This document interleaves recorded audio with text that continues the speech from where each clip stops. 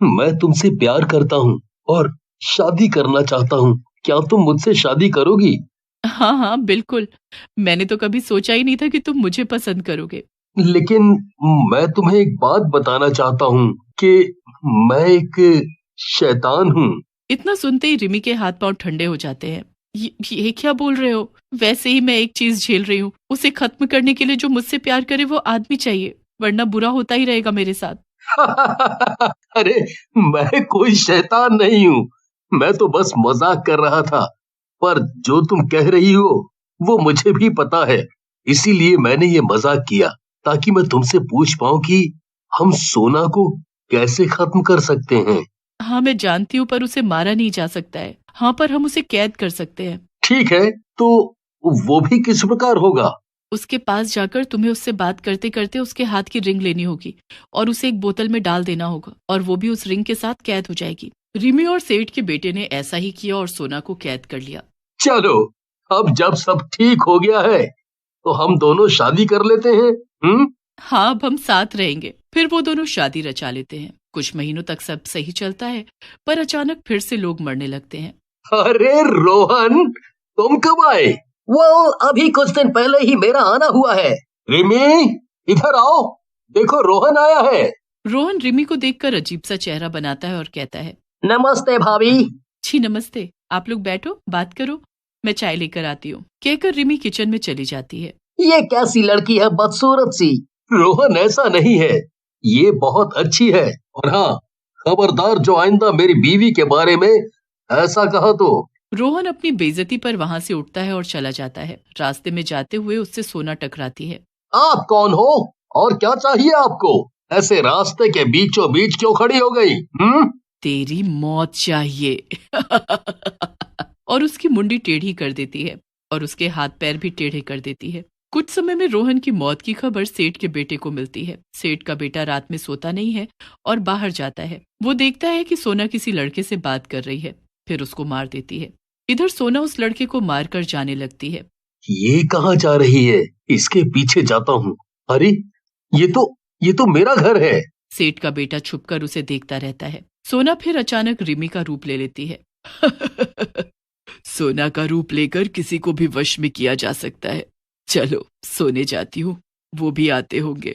हे भगवान, ये क्या किया मैंने सोना के साथ?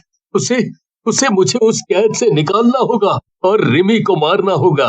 मैं यहाँ से कैसे निकल पाऊंगी? तभी वहां पर सेठ का बेटा आता है और बोतल तोड़कर सोना को आजाद कर देता है। सॉरी, मुझे नहीं पता लगा कि कौन गलत है। पर अब असलियत आ गई है सामने। पर समस्या ये है कि अब उससे मुझे कैसे छुटकारा मिलेगा? बहुत ही ताकतवर बनने के लिए वो अपनी 6 महीने की शादी में अपने पति की बलि देगी, पर उसकी एक जान है जिसको अगर खत्म कर दें तो वो भी खत्म हो जाएगी। उसके पास शीशे का एक क्रिस्टल है। हाँ हाँ, है उसके पास। और वो उसे लॉकर में रखती है। मैं उसको निकाल कर ला सकता हूँ। ठीक है, कल चांद के सामने उसे तोड़ते ही वो मर जाएगी। वो घर जाकर उस क्रिस्टल को निकाल कर रख लेता है और अगली रात आने का इंतजार करने लगता है। अगले दिन की रात को वो छत पर जाता है। तभी रिमी को पता चल जाता है और वो उसके पीछे चल पड़ती है और वो सेठ के बेटे को मारने के लिए आगे आने लगती है। तभी सोना भी उसे बचाने के लिए वहां आ जाती है। ये क्या कर रहे हो? उसे छोड़ दो, वो मेरा है, वापस दो मुझे। नहीं, तुम जाकर उसे तोड़ दो, मैं इसको रोकती हूँ। वो दोनों आपस में लड़ने लगती हैं। इतने में सेठ का बेटा जाकर क्रिस्टल तोड़ देता है और रिमी मर जाती है। धन्यवाद सोना। आज तुम्हारी मदद से मैं अपने पिता के कातिल और सैकड़ों मासूम लोगों की मौत का बदला ले पाया हूँ। और मुझे माफ कर दो, मैंने तुम्हारे साथ बहुत गलत किया है। कोई बात नहीं, खुशी इस बात की है कि अब सब ठीक हो गया है। फिर वो दोनों अपने अपने घरों में चले जाते हैं और अगले दिन से एक आम जिंदगी शुरू कर। नहीं नहीं, मैं उनका नंबर नहीं दे सकता। ठीक है, मैं अपना नंबर आपको देती हूँ, ये आप उनको देना प्लीज और मुझे कॉल करने को बोल देना, ओके? फिर मैनेजर सुनील को कॉल करता है।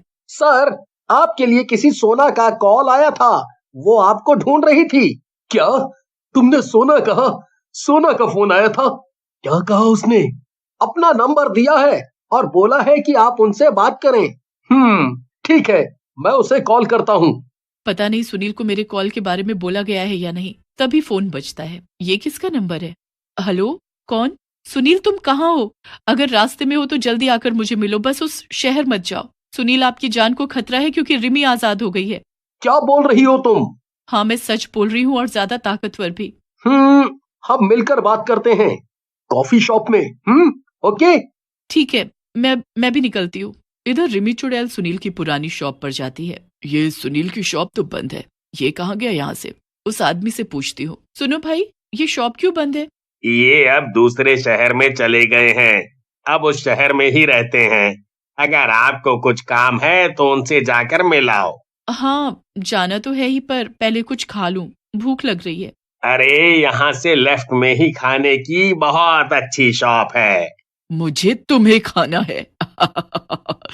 पेट भर गया, अब सुनील की बारी। इधर सोना और सुनील कॉफी शॉप में मिलते हैं। सुनील, तुम ठीक हो ना? अभी रिमी को तुम्हारे बारे में नहीं पता है। पर वो जल्दी ही पता कर लेगी, वो बदला लेने जरूर आएगी, इससे पहले कि वो मुझे मार दे। मुझे तुम्हें कुछ कहना है। आई आई लव यू सोना। मैं ये कब से कहना चाहता था। अब रिमी मुझे भी मार देगी तो कोई बात नहीं। ये तो सच है कि वो तुम्हें मार देगी और मुझे भी, क्योंकि उसकी ताकतें बढ़ गई हैं। पर हमारे पास एक रास्ता है जिससे हम उसे कमजोर कर सकते हैं और शायद मार भी सकते हैं। क्या रास्ता है जिसे हम उसे मार सकते हैं? मैं जरूर कोशिश करना चाहूंगा, अपने लिए ही नहीं, उन लोगों के लिए भी जो उसका शिकार बन रहे होंगे। इन सबसे छुटकारा पाने का एक तरीका है। तुम उसके पति थे। अगर तुम किसी और चुड़ैल से शादी करते हो तो उस चुड़ैल की ताकत रिमी की ताकत से ज्यादा बढ़ जाएगी, क्योंकि वो चुड़ैल तुम्हारे खून से अपार शक्तियां प्राप्त करेगी। तो अगर मुझे मरना ही है तो सोना, मैं तुमसे ही शादी करना चाहता हूँ। मैं तुम्हें ही अपार शक्ति देना चाहता हूँ जिससे तुम रिमी जैसी गंदी चुड़ैल की ताकत कम कर सको और उन्हें मार सको। नहीं सुनील, मैं तुम्हें मारूंगी नहीं, पर हमें सबसे पहले शादी करनी होगी। रिमी कभी भी हमारे पास पहुंच सकती है। रिमी चुड़ैल पता लगाते लगाते सुनील की नई दुकान पर भी पहुंच जाती है। सुनील कहाँ है? मुझे सुनील से मिलना है। फिर वो और भयानक रूप ले लेती है और उसी के मोबाइल से सुनील को फोन करती है। सुनील, मैं बोल रही हूँ, तुम्हारी बीवी। क्या तुम्हें याद नहीं? मेरे पास आ जाओ। तुम मेरी बीवी नहीं हो। मैंने सोना से शादी कर ली है। ये तो बहुत अच्छा है, तुम दोनों एक साथ ही मिल जाओगे। तब तक रिमी भी उनको ढूंढ लेती है। अब वो तीनों आमने सामने थे, एक बड़े से जंगल के अंदर, जहां चारों तरफ पेड़ ही पेड़ थे और अंधेरी रात छाई हुई थी। तुम दोनों ने मुझे कैद करके छोड़ दिया था ना, अब तुम दोनों मरोगे। तुमने इससे शादी तो कर ली, लेकिन प्यार के चलते तुम इसका खून कभी नहीं पी पाई, जिसका मतलब तुम मेरे सामने अभी भी कमजोर ही हो। रिमी चुड़ैल अपना शक्तिशाली भयानक रूप लेती है और सुनील पर हमला कर देती है। आज मैं तुम्हें जिंदा नहीं छोड़ूंगी, पहले मैं तुम्हें ही मारूंगी सुनील। तभी सुनील के सामने सोना आ जाती है और उसे बचाते हुए कहती है, रिमी, ये मेरे पति हैं, इनका बचाव करना मेरा फर्ज बनता है और तुम हम में से किसी को नहीं मार सकती हो। दोनों आपस में बहुत लड़ाई करने लग जाती हैं, एक दूसरे पर हमला करती हैं। लेकिन सोना के पास एक खंजर होता है जिस पर सोना का और सुनील का खून लगा होता है। सोना वो खून भरा खंजर रिमी के सीने में उतार देती है। ये सच्चे प्यार से बना खंजर होता है जिससे रिमी खत्म हो जाती है। ये क्या?